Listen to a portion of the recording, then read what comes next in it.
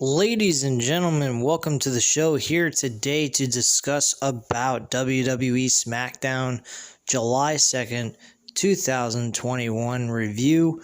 This was an okay show. I mean, it depends on how you look at it. Some people would say it's shit outside of the Edge, Jimmy Uso stuff, and the Sami Zayn and Kevin Owens match and that last man standing match, which was amazing. Only problem is, if they didn't face each other 100 times, it would have been all that much more special. But it wasn't. It wasn't that special. It was just an everyday Sami Zayn, Kevin Owens type of matchup with a lot of grudge between the two. The action was great.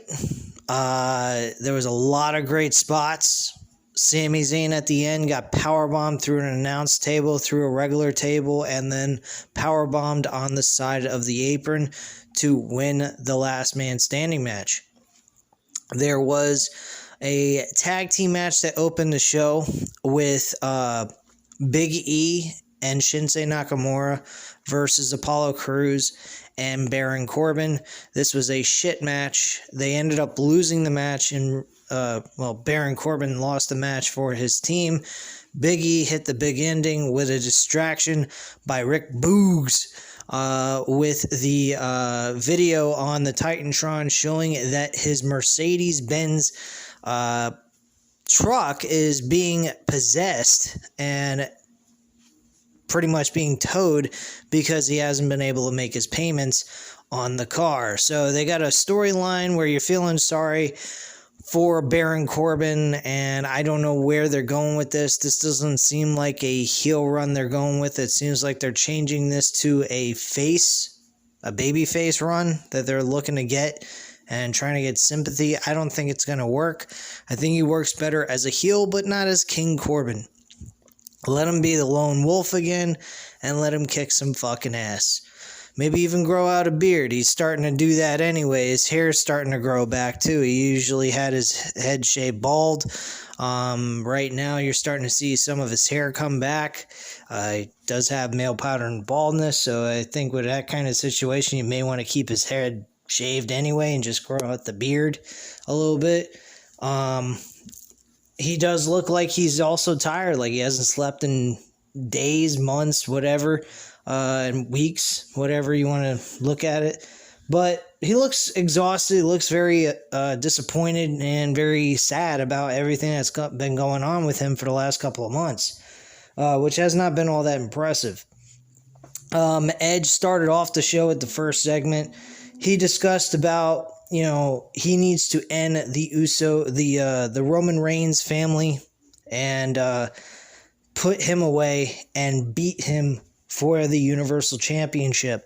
He said the old Edge from 2006 would make a bunch of excuses for why he lost at WrestleMania, but this is not the same Edge we're used to. His attitude is he's going to bring the same fire he brought to WrestleMania, and this time, with it being one-on-one, there's no more excuses, there's no more nothing. He's just going to get in there, and he's going to win the Universal Championship. Very good stuff. Jimmy Uso, I keep saying Jay because I've been used to Jay Uso with Roman Reigns the whole entire time.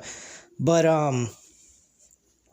Jimmy said to Paul Heyman, look, man, I'm going to take care of Edge tonight.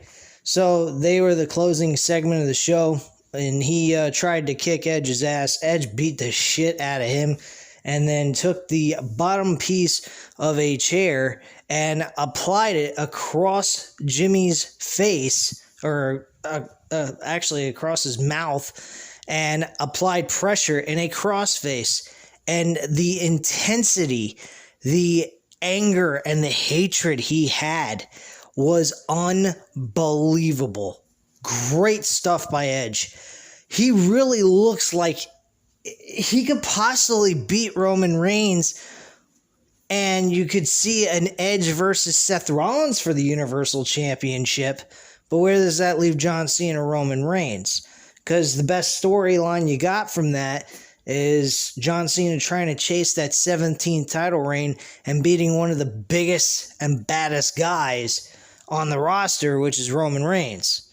So, I mean, I think the World Championship is going to stay with Roman Reigns, but the stuff they've been doing with Edge is just so freaking good. I mean, who's to say they won't possibly make him champion? I mean, they both look legitimately neck and neck. They look really good together. These guys don't look like shit. They look better. Edge looks better than what he was at WrestleMania. This is a totally different Edge, full of intensity, but yet playing the face character to a T. I think it's great stuff. And it's going to be exciting. I think they're going to apply a great show for the main event of Money in the Bank. I think people are going to go home happy with this live crowd that we're going to have for Money in the Bank pay-per-view. And, you know, a lot of the people, including myself, might be wrong. And maybe Edge wasn't all that out of, you know, ability to wrestle on his own without having a third man involved in the match. He might be able to give us a good 10-15 minute match. If he can at least provide that with Roman Reigns and give and deliver the same intensity that he did here last Friday night, which was 2 days ago. I'm uploading this video today. I apologize, by the way, for not getting this video up sooner. I've just been busy over this weekend. I thought I'd take the free time that I have right now to give you guys a short review on it and give you guys my opinion on the show. But yeah, this stuff with Edge has been excellent for the last 2 weeks. He looks like a fucking savage. I'll just take the words from BC Amplified and, you know, use it because he said exactly right on his thumbnail that Edge has become a savage. He is fucking tearing it up on the entire Roman Reigns family, man. He is kicking ass and taking names. So I'm really impressed with what they're doing here. 10 times better than the WrestleMania build, most definitely. There's no sympathy by Edge. He's not looking for anyone's, you know, sympathy. He is just out to hunt down Roman Reigns and win the Universal Championship. And if they were to give him that title, I'd be okay with it now at this point based on how they've been doing it. But at the same time, you got to look at the storyline progression here. Do you really want to see Roman Reigns and John Cena just another ordinary matchup against each other? There's no need for it. John Cena wouldn't even be necessary. So, yeah, Edge is going to lose to Roman Reigns most definitely. But just the way they've made Edge look, I wouldn't even have an issue with it. So, that's just me. But I don't know what you guys think about that. Let me know what you think in the comments down below about Edge. But either one, I'd be fine with winning at this point because Edge has looked on point. He is 100% prime and ready to kick some ass. I know, you know, at WrestleMania I was saying I would stop watching if Edge won. But that Edge was not the same Edge we're seeing here now. This is a totally different Edge. A more fired up and hungrier Edge than we saw before. So, definitely, you know, I understand probably people will not want to see Roman Reigns lose to Edge for the World Championship, and that's fine. I totally understand that. But just the way they've done the work they've done with him in the last 2 weeks has been excellent. Excellent stuff. Last week I was a little pissed off about it. This week I am totally... my mind's totally changed after 1 week. So they've done some good stuff here in just 1 week alone of changing my mind and how I felt about this Roman Reigns versus Edge match. So great job by them what they're doing with Edge and Roman Reigns. Other things that took place, the rest of the show is just fucking terrible. Outside of the last man standing match and the stuff with Edge and Jimmy Uso and the storyline progression for Roman Reigns' world title match, this show is fucking terrible. You had Liv Morgan trying to prove herself again. Zelina Vega is brought back, and she's brought back in the worst manner possible. The woman has not wrestled on a televised show in a year almost, and she's being placed in the Money in the Bank ladder match for the women's division. What a fucking joke. You have Liv Morgan come out, and she beats Zelina Vega, yet she's not being placed into the Money in the Bank ladder match. At least not yet, anyway. She continuously, week after week on SmackDown, is trying to prove herself to be worthy enough to be in a Money in the Bank ladder match. I don't understand it. I really don't. I think it's trash. You had Otis face Angelo Dawkins in a match. He beats Angelo Dawkins like as if Dawkins was a fucking jobber. Him and Montel Ford are actually top-notch tag team wrestlers, and they're losing to Otis, who's portraying a singles run and beating the shit out of two tag team wrestlers. That is ridiculous. They're turning them into fucking jobbers. Are you kidding me? That's ridiculous. What else took place? I think I've discussed all the important matches that took place on this show. There was nothing else very important. Personally, I think that this show had two good things going for it, and the rest of the show is a skip type of thing. I mean, Big E and Baron Corbin, Apollo Crews versus Big E and Shinsuke Nakamura.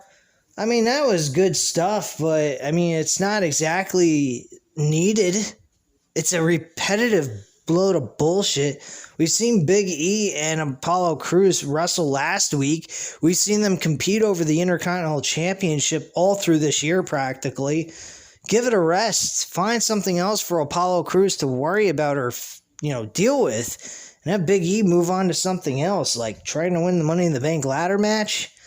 You also got Kevin Owens in there now. Kevin Owens is also another name they could go with winning the Money in the Bank ladder match. Personally, I'd actually fucking do that. I'd have Kevin Owens win the Money in the Bank ladder match. Now, who I would have him beat? I don't know. I think I'd have him go to Monday Night Raw and win the WWE Championship. And have him beat Bobby Lashley. I think that would be a great match, actually. Him and Bobby Lashley going at it over the World Championship for SummerSlam. I mean, if you can't get Brock Lesnar in there with Bobby Lashley in a one-on-one match, hell, I'd be okay with Kevin Owens versus Bobby Lashley. That would be fine with me. Big E's another one that would be perfectly fine with me because it makes sense what's going on with Kofi Kingston.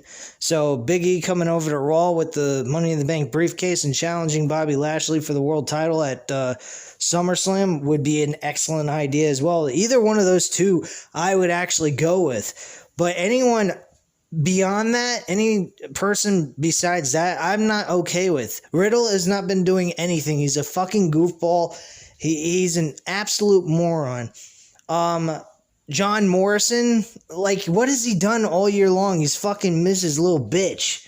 Finally, since Miz has gotten injured, he's finally doing something on his own and having singles matches by himself with Miz just kind of on the outskirts, doing his thing and trying to distract other wrestlers he's facing in a one-on-one match from the last time I watched. Not that I'm really paying attention. And nor should I.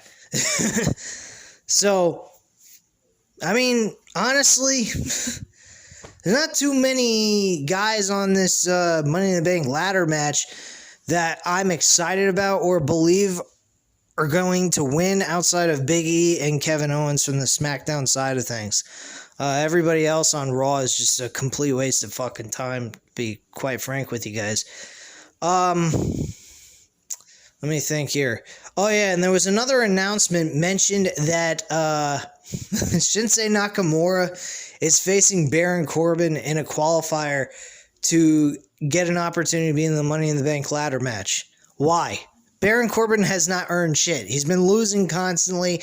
You're practically burying his character and I guess trying to reinvent him to a new character to erase what they've done with him as of late, which, I mean, is fine, but why would you put him in another match where clearly he's not going to win? Shinsuke Nakamura is going to win this match, and this is about the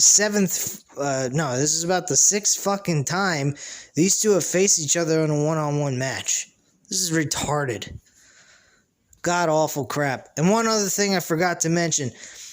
Bayley is getting another shot for the SmackDown Women's title against Bianca Belair, and Bianca Belair has initially instated a I Quit stipulation match for their final matchup between these two.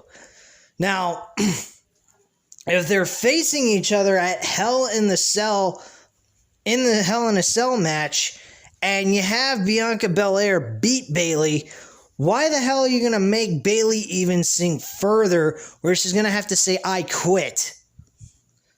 The Hell in a Cell should have been the ending of this feud and move on to another challenger who is worthy enough for it, which there's really nobody. So that's the real reason why we're getting this match. Bayley's going to suck. She's going to have to say, I quit. When the match was offered to her or challenged to her, Bayley went ahead and said, if you can make me say I quit, hell, I'll even quit SmackDown. I'll quit wrestling, period, completely. And I'm just saying to myself, why are they having her say this? Is she actually leaving for good? Is she retiring from professional wrestling this soon? I mean, I don't think she's but in her late 20s, early 30s. She's still got another 10 years left maybe in her, depending on how well her body can hold up for that amount of time. But my God, if she's really leaving, holy fuck. Why is she leaving? I haven't heard any news or rumors going around that Bayley's looking to retire soon. But holy shit. So they had her say all that stuff. I hope that is not an actual,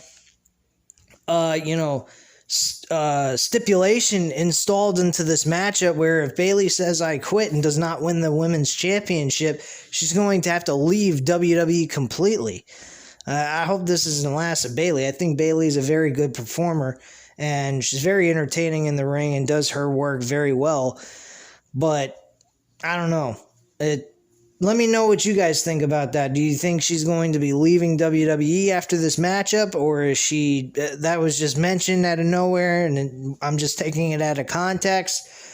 Let me know what you guys think, because I haven't heard any rumor going around that Bayley's having her last match at Money in the Bank, or rumors that she's looking to retire as an in-ring performer. So let me know what you guys think, or what you've heard, or what you believe might take place in this whole situation. I know Bianca Belair is going to win this match, but I don't know if Bayley's going to be retiring after this match. So let me know what you guys think. I'll come back with any information if I come across it. I haven't seen anything about that, but if you guys know anything about it, let me know in the comments down below. Also, hit that like button if you like this video, and hit the subscribe button if you're not already subscribed to the channel. I thank you guys very much for watching, and also leave any comments down below that you would like to mention, or, state your opinion on about this episode, or anything I had to say on this review. And I thank you very much for watching. I'll get back to you on that as well. And yeah, you guys enjoy the rest of your 4th of July, and I'll speak to you again soon. Bye.